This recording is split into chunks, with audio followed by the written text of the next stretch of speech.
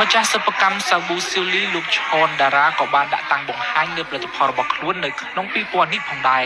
លោកឈុនតារាបានផលិតនៅសាប៊ូជាច្រើនប្រភេទរួមមានសាប៊ូបោកខោអាវសាប៊ូលាងចានទឹកជូតឥដ្ឋការ៉ូនិងបន្ទប់ជាដើមជាពិសេសគឺអាជីវករដែលអាជីវករតូចៗដូចជា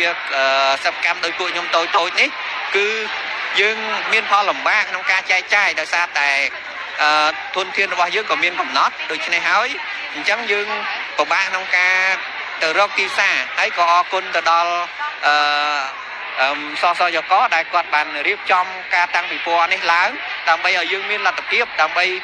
សូឲ្យឃើញពីផលិតផលរបស់យើងទៅដល់ប្រជាពលរដ្ឋខ្មែររបស់យើងថា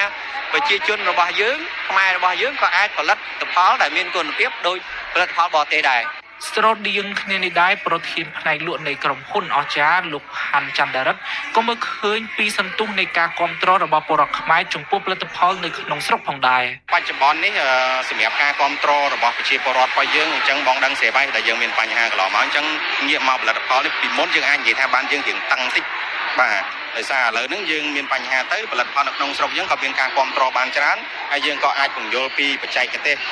ពាក់ព័ន្ធទៅនឹងការផលិតរបស់យើងគឺយើងអត់មានប្រើដោយសារសារធាតុអីទាំងអស់អញ្ចឹងពាក់ព័ន្ធនឹងតម្លៃវាអាចខ្ពស់ជាង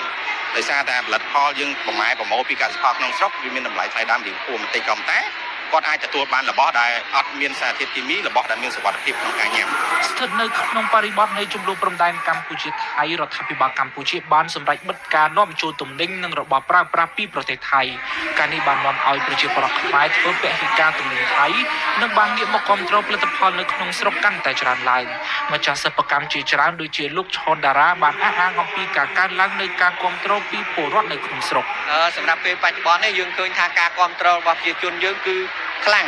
បើយើងមើលឃើញការលក់របស់ខ្ញុំគឺគុណនឹង2ដងបាទសម្រាប់ពេលបច្ចុប្បន្ននេះខ្ញុំនៅតែអំពាវនាវទៅដល់ប្រជាពលរដ្ឋរបស់យើងនៅក្នុងស្រុកទាំងអស់ទោះបីនៅតែបន្តការគ្រប់គ្រងពីមួយពេលទៅមួយពេលកាន់តែ